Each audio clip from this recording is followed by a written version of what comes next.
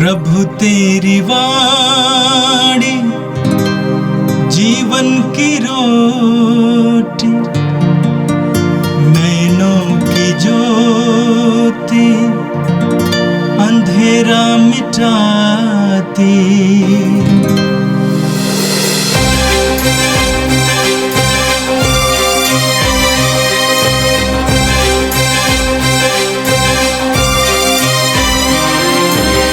प्रभु तेरी वाणी जीवन की रोटी, नैनों की ज्योति अंधेरा मिटाती।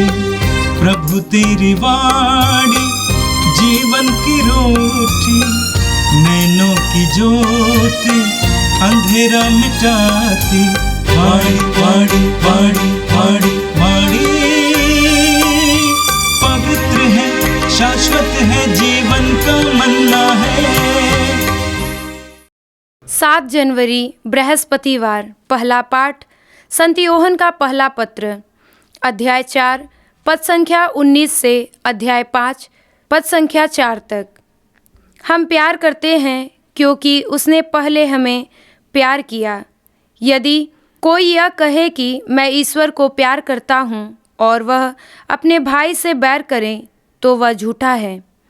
यदि वह अपने भाई को जिसे वह देखता है प्यार नहीं करता तो वह ईश्वर को जिसे उसने कभी नहीं देखा प्यार नहीं कर सकता।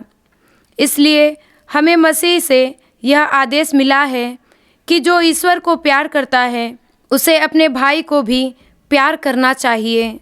जो यह विश्वास करता है कि यीशु ही मसीह है वह ईश्वर की संतान है, और जो जन्मदाता को प्यार करता है वह उसकी संतान को भी प्यार करता है।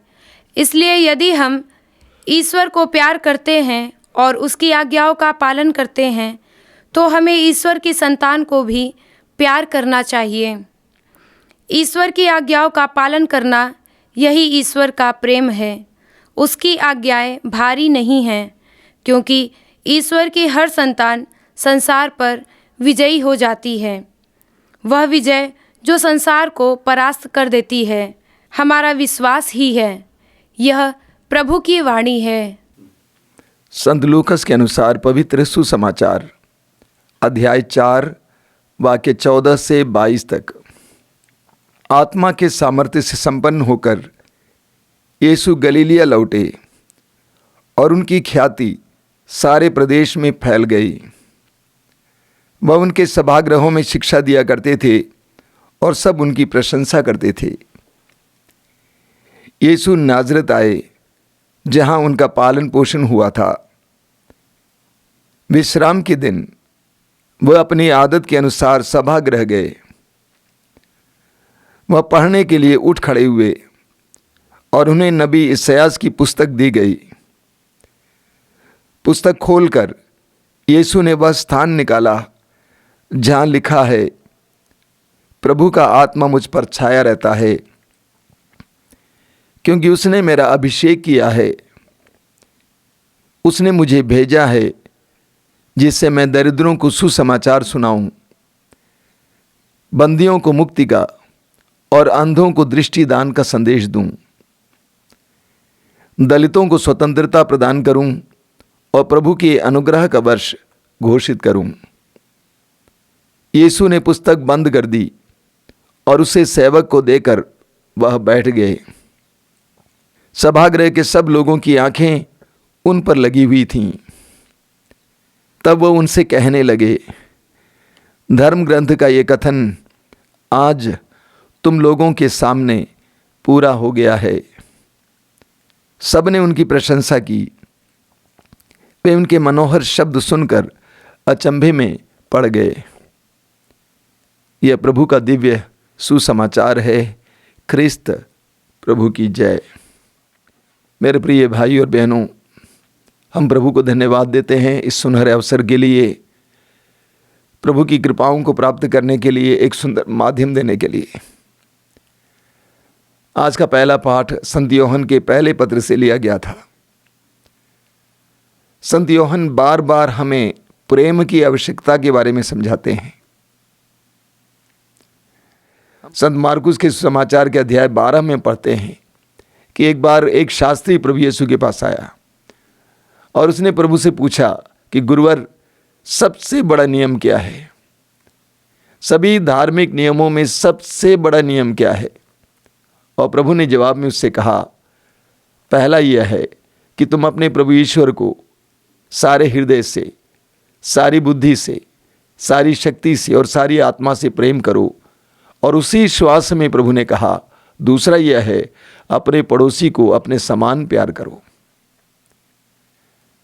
प्रभु ने कहा, सारे धार्मिक नियमों का ये निचोड़ है, अपने प्रभु ईश्वर को सारे हृदय से, सारी बुद्धि से, सारे मन से, सारी आत्मा से और सारी शक्ति से प्यार करो।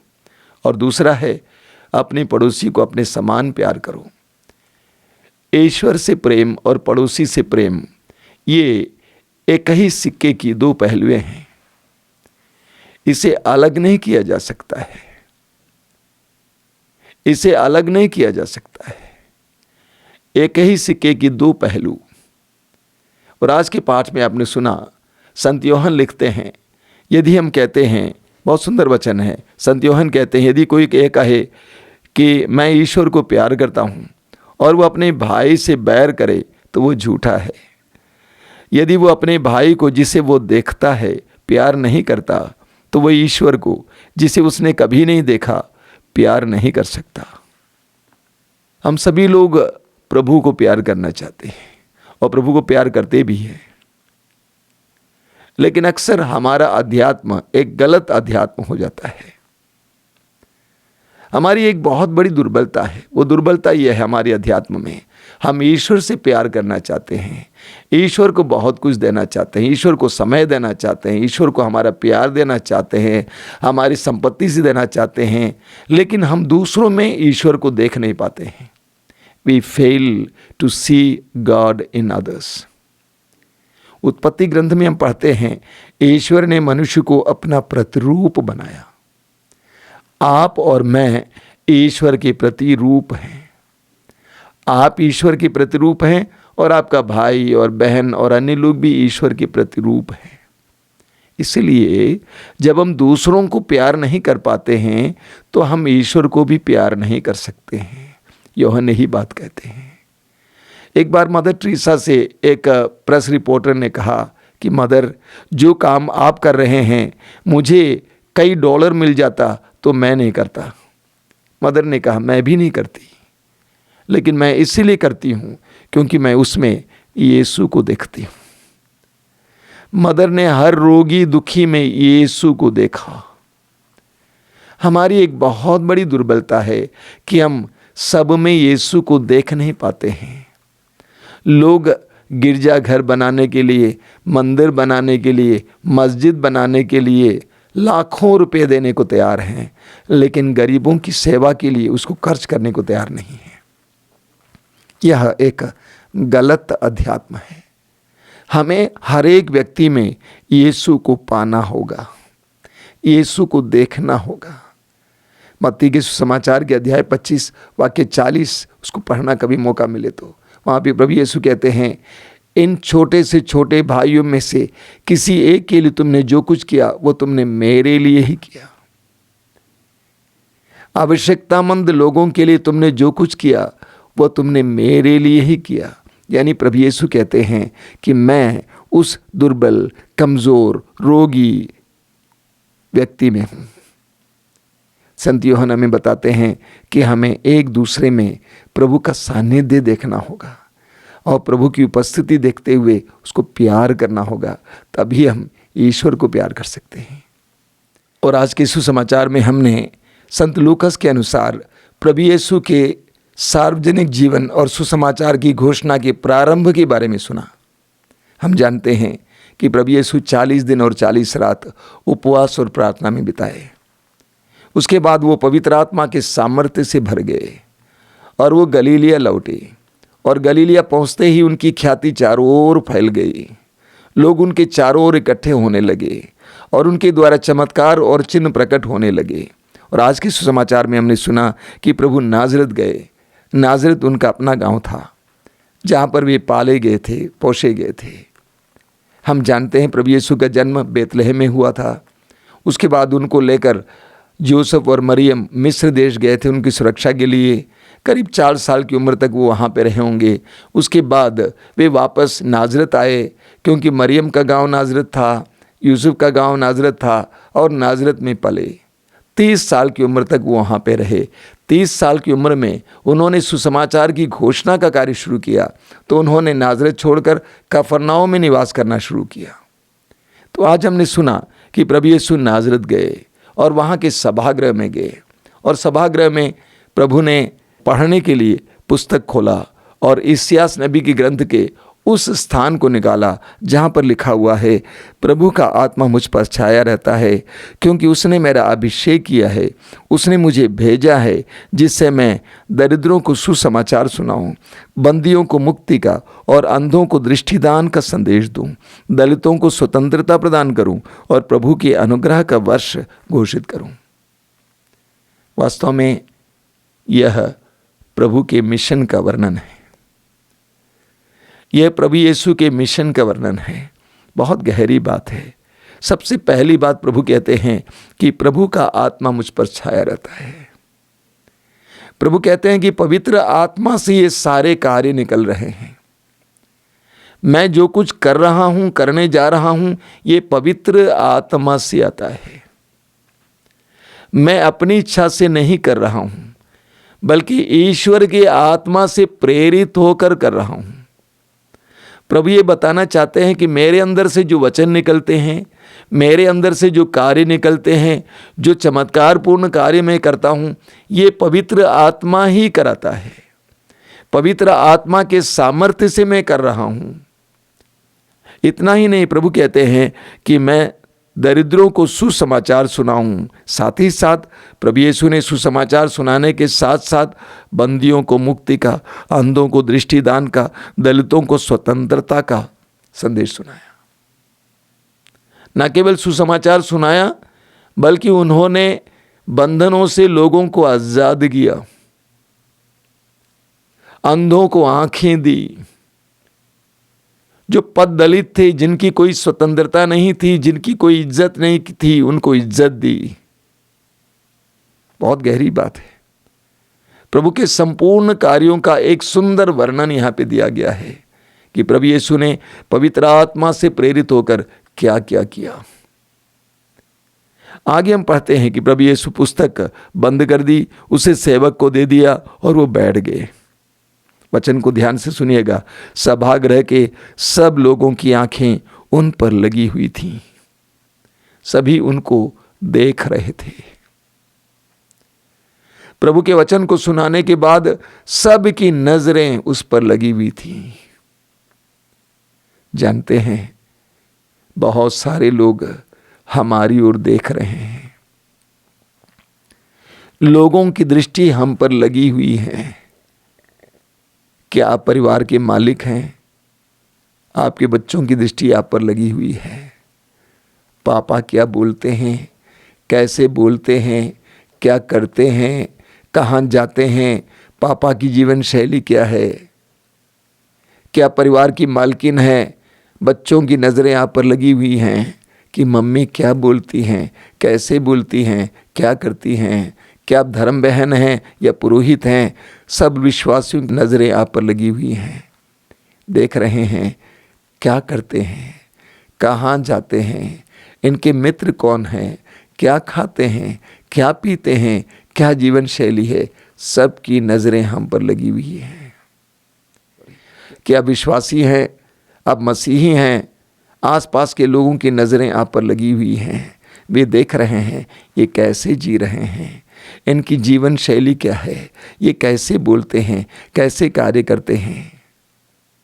वचन कहता है कि सब की आंखें उन पर लगी हुई थी। और प्रभु ने हिम्मत के साथ कहा, धर्म ग्रंथ का ये कथन आज तुम लोगों के सामने पूरा हो गया है। जो वचन अभी हमने सुना, यीशु में वह पूरा हो गया। इस संसार में रहते समय हमें भी ये कहना होगा, हम जो बोलते हैं वो हमारे जीवन में पूर्ण हुआ है। आज हम विशेष रूप से प्रभु से प्रार्थना करेंगे इसके लिए। प्रभु से कहेंगे, प्रभु यीशु, जब तूने वचन सुनाने के बाद तू बैठ गया, सबकी नज़रें तुझ पर लगी थी और तूने कहा धर्म ग्रंथ का ये कथन आज पूरा हुआ है तुझ में, उसी तरह प्रभु मुझे हिम्मत दीजिए कि तेरे वचन मेरे जीवन में पूर्ण हों। जो मेरी ओर देखते हैं उनको इस बात का एहसास हो, यह एक विश्वासी है, यह एक मसीही है, यह एक धर्म बहन है, यह एक पुरोहित है। मुझे ऐसी कृपा प्रदान कीजिए। आइए हम प्रार्थना करें। हे प्रभु यीशु, धन्यवाद देते हैं आज के सुंदर दिन के लिए, तेरी आशीषों के लिए धन्यवाद देते हैं, जीवन के वरदान के लिए धन्यवाद देते हैं। हम तुझसे प्रार्थना करते हैं, हर एक व्यक्ति में तुझे देखने की मुझे कृपा दीजिए, एक एक व्यक्ति में तेरे सानिध्य का एहसास करने की मुझे कृपा दीजिए, एक एक व्यक्ति को तेरे नाम पर प्रेम करने की कृपा दीजिए, क्षमा करने की कृपा दीजिए, विशेष करके ज़रूरतमंदों को देने की कृपा दीजिए, मदद करने की कृपा दीजिए। प्रभु, तू सभागृह में खड़ा होकर पवित्र वचन को पढ़ने के बाद ये कहा है, घोषित किया कि आज ये वचन इस समय तुम्हारे सामने पूरा हो गया है। तेरे वचनों को मेरे जीवन में पूर्ण होने दे यीशु। मुझे भी पवित्र आत्मा का अभिषेक दीजिए, पवित्र आत्मा के अभिषेक में जीने की मुझे कृपा दीजिए, पवित्र आत्मा से प्रेरित होकर लोगों की सेवा करने की मुझे कृपा दीजिए। हे प्रभु यीशु, इन वचनों को सुनने वाले मेरे भाई बहनों पर अपना आशीर्वाद उंडेल दे। आज का दिन उनके लिए अनुग्रह का दिन हो, आशीष का दिन हो। हर प्रकार के बंधनों से वे मुक्त रहें। तेरे दूतों को भेजकर उनको तेरी उपस्थिति का एहसास करा दे। प्रभु यीशु, हर तरह के पापमय अवस्था से उन्हें बचा के रख, शैतान के हर प्रकार के प्रलोभन से उन्हें बचा के रख। तेरे आत्मा के द्वारा उनको सामर्थ्य प्रदान कर, हर तरह के रोग से उनको छुटकारा दीजिए यीशु। इसी वक्त उनके शरीर, मन, हृदय में जो भी रोग हैं, उन सारे रोगों से उनको छुटकारा दीजिए यीशु। हम ये प्रार्थना तुझे अर्पित करते हैं, ग्रहण कर यीशु, आमीन। प्रभु तेरी वाणी जीवन की रोटी, नैनों की ज्योति अंधेरा मिटाती। वाणी वाणी वाणी वाणी वाणी पवित्र है, शाश्वत है, जीवन का मन्ना है।